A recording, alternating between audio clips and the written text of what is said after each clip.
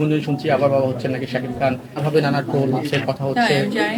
কি হচ্ছে আবার নাকি আপনারা একটু বলেন না। শাকিব খান আবারও সন্তানের বাবা হতে যাচ্ছে, সেই বাচ্চা বুবলির সেই খবরটা অপু বিশ্বাস জানেই না, অপু বিশ্বাস দেখেই না, Apu Biswas social media follow করে না।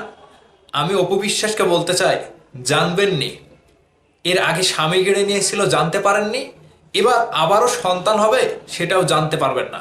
যখন বুবলির সন্তান নিয়ে এসে কোলে তুলে দিবেন আপনার, তখন ঠিকই জানতে পারবেননি। নাটক করেন নাটক। চিত্রনায়িকা অপু বিশ্বাসকে গতকালকে একটি প্রোগ্রামে শাকিব খান বুবলিকে নিয়ে প্রশ্ন করা হয়। সেখানে অপু বিশ্বাসকে সাংবাদিকরা জিজ্ঞেস করছিল বারবার যে জয় শাকিব খানের গানে ডান্স করেছে, এই বিষয়টা নিয়ে কিছু বলেন। অপু বিশ্বাস ন্যাকামি করে ঢং করে অহংকার দেখিয়ে বলছে জয় তার বাবার গানে নাচ করবে, খালার গানে নাচ করবে, না খালুর গানে নাচ করবে, না চাচার গানে নাচ করবে, এটা তার ব্যাপার। আচ্ছা গেল। পরবর্তীতে শাকিব খান আবারও সন্তানের বাবা হতে যাচ্ছে, সেটা বুবলির সন্তান হবে, এরকম একটা নিউজ হয়েছে, সকলেই জানেন আপনারা। সেই বিষয়টা নিয়ে অপু বিশ্বাস এমন ভান করলো, কই আমি তো জানি না কি হয়েছে, বলেন তো আপনারা, একটু বলেন তো, আমি একটু জানি শুনি। আমি তো জানি না, সোশ্যাল মিডিয়া আমি বেশ ফলো করি না। আবার 2 মিনিট পরে নাচতে নাচতে দাঁত কেলে সোশ্যাল মিডিয়া ফেসবুকে এসে আবার ভিডিও মারবেনি। ওই অপু বিশ্বাস প্রতিদিন একটা করে ভিডিও মারতেই হবে। এখন কে মারে, অপু বিশ্বাস মারে নাকি তার অ্যাডমিন মারে, কে জানে। তো অপু বিশ্বাস যখন এই যে মানে জেনেও না জানার ভান করছে, বুঝেও না বোঝার ভান করছে, এখানে একটা কথা স্পষ্ট মান যে আপনারা যারা দেখেছিলেন যে চিত্রনায়িকা অপু বিশ্বাসের সাথে শাকিব খানের যখন দূরত্ব তৈরি হয়েছিল, কিংবা শাকিব খানের সাথে অপু বিশ্বাসের ডিভোর্স হয়ে গিয়েছিল, সেই সময়টাতে অপু বিশ্বাস যে কথাগুলো বলেছিল যে আমার সংসার ভেঙেছে বুবলি, অপু বিশ্বাস কিছু জানতেই পারেনি। ঠিক এবারও সেটাই ঘটবে।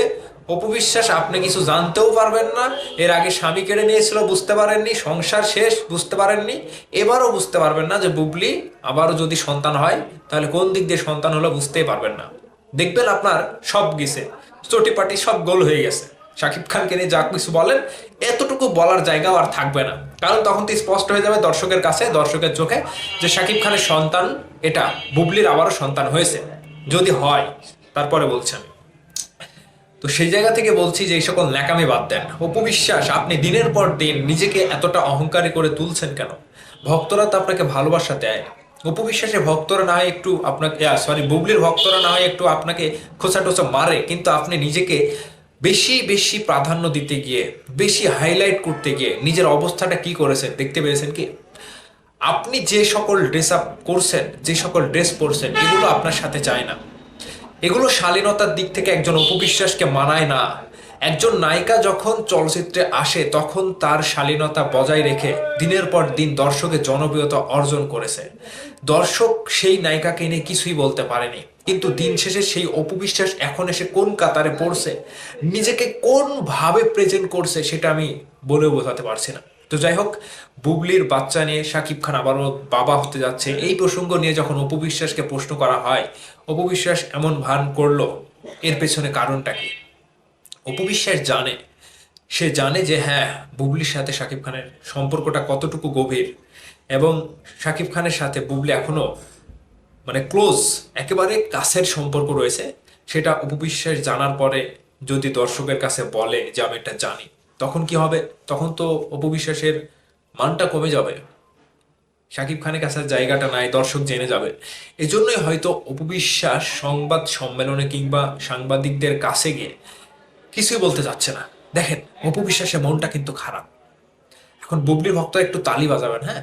অপু বিশ্বাসকে যখন এই প্রশ্নটা করেছিল, তখন কিন্তু অপু বিশ্বাসের মুখটা বেজার হয়ে গিয়েছিল, নিচের দিকে তাকিয়েছিল যে কি হচ্ছে, এগুলো আমাকে কোন প্রশ্নের উত্তর দিতে হচ্ছে। ঠিক অপু বিশ্বাস জানে স্বামী স্বামী হারানোর সময় টের পায়নি, এবার সন্তান হবে সেটাও টের পাবে না, কিন্তু সন্তান দেখবেন যে অপু বিশ্বাসের কোলে নিয়ে গিয়ে তুলে দিচ্ছে চিত্রনায়িকা বুবলি, যদি বাচ্চাটা হয়, যদি এই ঘটনা সত্যি হয়। কথা কাজে মিল আছে কি?